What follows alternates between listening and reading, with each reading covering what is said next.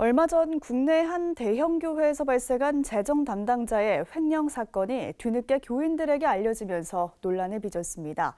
재정 관련 사고는 어느 교회에서든 일어날 수 있는 일입니다.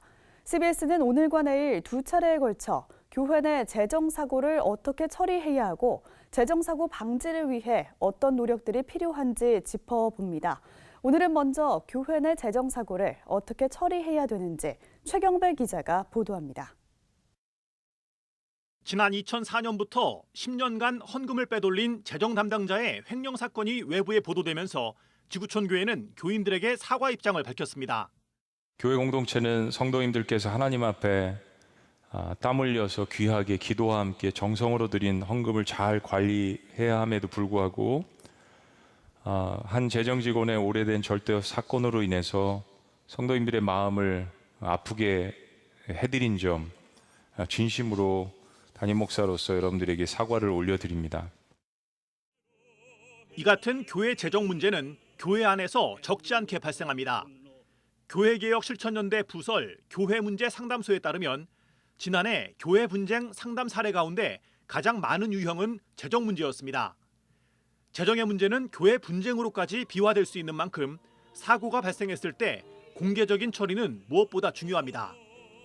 지구촌 교회는 횡령 사건을 발견한 지난 2014년 교회 내부 절차에 따라 직원 인사위원회를 통해 처리하면서 법적으로 문제는 없다고 밝혔습니다. 하지만 교회 공동체인 교인들에게는 사건 자체가 뒤늦게 알려지면서 혼란과 충격이 적지 않았던 것으로 전해졌습니다. 교회 재정의 문제 혹은 교회에서 일어나는 여러 가지 문제는 덮고 갈 수 있는 문제가 아니고 모두에게 공개하고 적법하게 처리해가는 과정을 통해서 오히려 교회의 성숙함을 드러내는 일이 필요하리라 생각이 됩니다.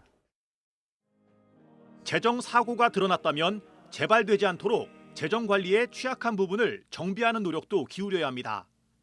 지구촌 교회는 지난 2014년 이후 CCTV 증설 등 재정 감시 체계를 보강하고 헌금 집계와 인수인계 시 검증 강화, 헌금 수거와 보관, 수송 관리 강화, 재정 직원 순환 근무 등을 도입했다고 밝혔습니다. 현금이 직접 오가지 않도록 교인들에게는 온라인 헌금을 권고하고 교회의 지출은 가급적 계좌 이체로 전환했습니다.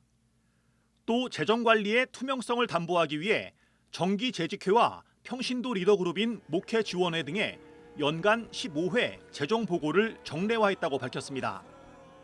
전문가들은 무엇보다 재정 문제에 대해서 교인들 스스로 관리 감독하는 공동의 책임감을 갖는 게 중요하다고 강조했습니다.